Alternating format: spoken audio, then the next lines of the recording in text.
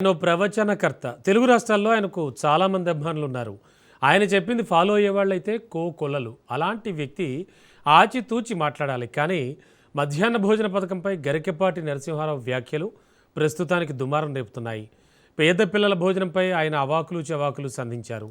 పిల్లలకు భోజనంలో గుడ్డు పెట్టడం ఎందుకు, అసలు పిల్లలకు మధ్యాహ్న భోజనం అవసరమా అంటూ హాట్ కామెంట్స్ చేశారు గరికపాటి. మధ్యాహ్న భోజనం తిని విద్యార్థులు శోభనం పెళ్లి కొడుకుల్లా మంచం ఎక్కి కూర్చుంటారని నరసింహరావు చేసిన వ్యాఖ్యలు ప్రస్తుతానికి దుమారం రేపుతున్నాయి. మధ్యాహ్న భోజనం ముఖ్యమైనది, చదువు మధ్యాహ్నం అయిపోయింది. చదువు ఎవడికి అక్కల్లా. భోజనంలో గుడ్డెట్టారా, గడిది గుడ్డెట్టారా, అన్నం తినేవాడు కోడిగుడు పెట్టడం ఏంటంటే బుద్ధి ఉందా లేదా? చదువుకోమని లేకపోతే వెళ్ళిపోమని చెప్పండి. కొడుగుడు కోసం వస్తావు నువ్వు. ఈ గుడ్లు లెక్క రాయాలి మాస్టర్లు, వాళ్ళ కర్మ కాలిపోయి. చదువు చెప్పక్కల్లా. ఎన్ని గుడ్లు వెళ్ళాయి, ఎన్ని గుడ్లు మిగిలే, ఎన్ని గుడ్లు మధ్యలో పేలే, ఎన్ని గుడ్లు ఈ మాస్టర్ తినేసాడు.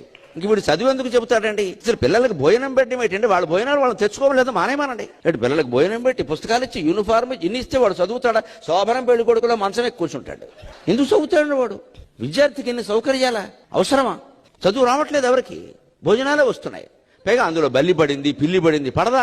ఆ వండి పెట్టే వాళ్ళకి డబ్బులు ఉండవు. ఎక్కడి నుంచి ఇస్తారు? ఎంతమందికి ఇస్తారమ్మా? ధార పోస్తారు ప్రభుత్వం వాళ్ళు. ఎక్కడి నుంచి ఉన్నాయి డబ్బులు? ఇక్కడ నీ డబ్బులు పెట్టి నువ్వు చదువుకో, నీ అన్నం నువ్వు తిను, నీ బట్టలు నువ్వు కట్టుకో, నీకు ఇష్టమైతే చదువు. ప్రభుత్వం పని ఏమిటంటే, ఉభయ తెలుగు రాష్ట్రాల పెద్దలందరూ వింటారు నా కెమెరా ద్వారా కాబట్టి చెబుతున్నా, ప్రభుత్వం కర్తవ్యం బాగా చదువు చెప్పడం తప్ప పుస్తకాలు ఇవ్వడం, బట్టలు కుట్టించడం, అన్నం పెట్టడం కాదండి. మేము ఖచ్చితంగా చదువు చెప్పిస్తాం, నీ జీవితానికి బాధ్యత వహిస్తాం. నీకు నమ్మకం ఉంటే రా, లేకపోతే వెళ్ళిపో. ఈ మాట అనే దమ్ము లేదు ఎవరికి. ఎందుకంటే అందరికీ మళ్ళీ ఎన్నికలు రావాలి, మళ్ళీ మనవ రావాలి, మళ్ళీ మనవ రావాలనే దరిద్రం వదిలిపోతే ఇవన్నీ ఉంటాయి. మళ్ళీ నువ్వే ఎందుకు రావాలి, ఇంకొకడు వస్తాడు. తాజాగా కొత్త మధ్యాహ్న భోజన పథకాన్ని విస్తరించాలని తెలంగాణ ప్రభుత్వం నిర్ణయం తీసుకుంది. గవర్నమెంట్ జూనియర్ కాలేజీల్లో ఇంటర్మీడియట్ విద్యను అభ్యసిస్తున్న విద్యార్థులకు మిడ్ డే మీల్స్ స్కీమ్ను విస్తరించాలని రేవంత్ సర్కార్ డిసైడ్ అయింది. విద్యార్థుల సంక్షేమం కోసం చేపడుతున్న చర్యల్లో ఇదొక నూతన అధ్యాయానికి నాంది కానుందని ఆర్థిక మంత్రి భట్టి విక్రమార్క చెప్పుకొచ్చారు.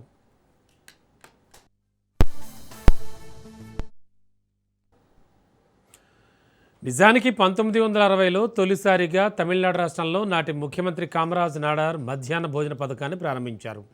పాఠశాలల్లో విద్యార్థుల నమోదును పెంచడానికి, డ్రాప్అవుట్స్ రేట్లను తగ్గించడానికి ఆ పథకం ఎంతగానో ఉపయోగపడింది.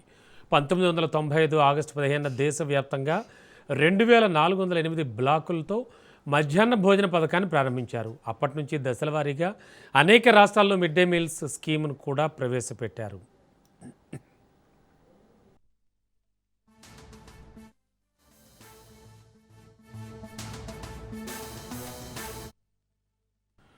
పీఎం పోషణ్ ద్వారా మధ్యాహ్న భోజన పథకం అమలవుతోంది. ప్రభుత్వ పాఠశాల విద్యార్థులకు ఉచిత ఆహారాన్ని అందించడంతో పాటు పోషకాహార లోపాన్ని తగ్గిస్తూ పాఠశాల హాజరును, అక్షరాస్యతను పెంచడమే లక్ష్యంగా మధ్యాహ్న భోజన పథకం పేద విద్యార్థుల ఆకలిని తీర్చి విద్యార్థుల ఏకాగ్రతను, ఆరోగ్యకరమైన శారీరక, మానసిక వికాసాన్ని మెరుగుపరుస్తోంది.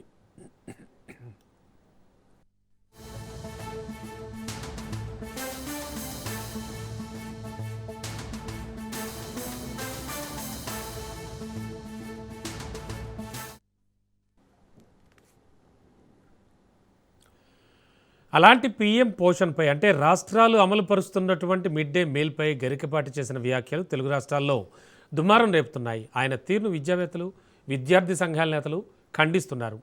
గరికపాటి నరసింహారావు వ్యాఖ్యలపై విద్యార్థి సంఘాలు ఆగ్రహం వ్యక్తం చేస్తున్నాయి. లక్షలాది మందికి చేరువవుతున్నప్పటికీ ఆహార నాణ్యత, మౌలిక సదుపాయాలకు సంబంధించి సవాళ్లైతే కొనసాగుతున్నాయి. అసలు యాక్చువల్లీ గరికపాటి నరసింహారావు చేసిన వ్యాఖ్యలు కరెక్టేనా? ఈ వ్యాఖ్యలను ఎంతమంది ఏకీభవిస్తున్నారు? ఈ వ్యాఖ్యలను ఎంతమంది వ్యతిరేకిస్తున్నారు? అసలు యాక్చువల్గా జరుగుతోంది ఏంటి? ఈ విషయాలన్నీ మనకు వివరించడానికి, అలాగే విశ్లేషణ అందించడానికి మా ఇన్పుట్ ఎడిటర్ శ్రీకాంత్ సిద్ధంగా ఉన్నారు. Over to you Srikanth.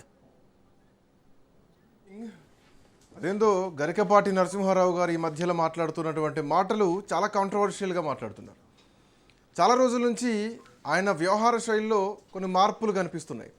మరి వయోభారం పెరిగి మాట్లాడుతున్నారా, లేదంటే అవగాహన నుండి మాట్లాడుతున్నారా, అవగాహన లేక మాట్లాడుతున్నారా, సమాజం పట్ల అవగాహనతో మాట్లాడుతున్నారా, విద్యార్థుల పట్ల అవగాహనతో మాట్లాడుతున్నారా, సొసైటీలో ఒక పేరున్న వ్యక్తుల పట్ల అవగాహనతో మాట్లాడుతున్నారా, తనకు తాను ఏం ఊహించుకొని ఏం మాట్లాడుతున్నారో అర్థం కానటువంటి పరిస్థితుల్లో ఈరోజు గరికపాటి గారి మాటలు కనిపిస్తున్నాయి.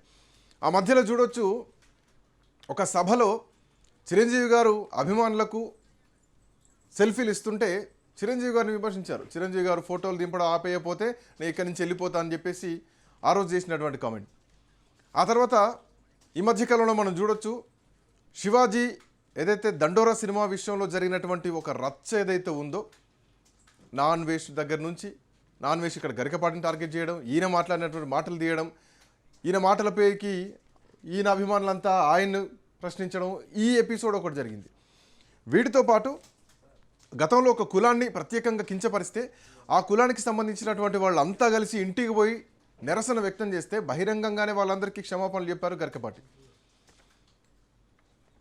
ఈ అంశం అట్లా ఉంటే, ఎప్పుడో శ్రీకృష్ణదేవరాయల కాలం నుంచి ఆంధ్రప్రదేశ్ అంటారు, ఆంధ్ర రాష్ట్రం అంటారు. అట్లాంటి ఆంధ్రప్రదేశ్ రాష్ట్రం పేరు మారవాలి, తెలుగునాడుగా మారవాలని చెప్పేసి ఇంకొక సంచలన కామెంట్ చేశారు గరికపాటి. సో మనకున్న తెలుగులో ఇద్దరే వక్తలు, ఒకరు చాగంటి గారు, ఇంకొకరు గరికపాటి గారు. సో గరికపాటి గారు ఆయన మాటలతో నిత్యం వివాదాల్లో నిలుస్తున్నారు. అండ్ ఈరోజు మళ్ళొక్కసారి అసలు ప్రభుత్వ స్కూళ్ళల్లో మధ్యాహ్నం భోజనం పెట్టాల్సినటువంటి అవసరం ఉన్నది, వాళ్ళకు స్కూల్ పిల్లలకు బట్టలు ఇవ్వాల్సినటువంటి అవసరం ఉన్నది, ప్రభుత్వ స్కూళ్ళలో ఉచితంగా పుస్తకాలు ఇవ్వాల్సినటువంటి అవసరం ఉన్నది, వాళ్ళకు కొత్త పెళ్లి కొడుకులాగా తయారు చేయాల్సినటువంటి అవసరం ఉన్నది. ఇందులో పడి తినడం కోసం వస్తున్నారు, కొడుగుడు కోసం వస్తున్నారు, చదువుకోవడానికి ఎవడొస్తున్నారు అని మాట్లాడుతూ టీచర్లను కూడా కించపరుస్తూ టీచర్లట కోడిగుడ్ల లెక్కలు రాసుకోవడానికి సరిపోతుందట, ఇక సమయం ఇక్కడ సరిపోద్ది.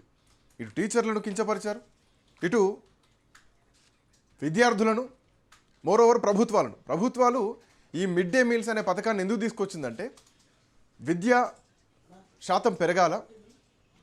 తెలంగాణ ఎక్కడో 36-37 స్థానంలో ఉంటుంది విద్యలో, నాణ్యమైన విద్యలో. కేరళతో పోటీ పడాలంటే పిల్లల్ని, విద్యార్థులు స్కూలుకి తీసుకురావాలి, వాళ్ళకు చదువు మీద ఇంట్రెస్ట్ క్రియేట్ చేయించాలి. ఇప్పటికీ భారతదేశంలో లక్షలాది మంది ఒక్క పూట భోజనం అందని వాళ్ళు కూడా ఉన్నారు.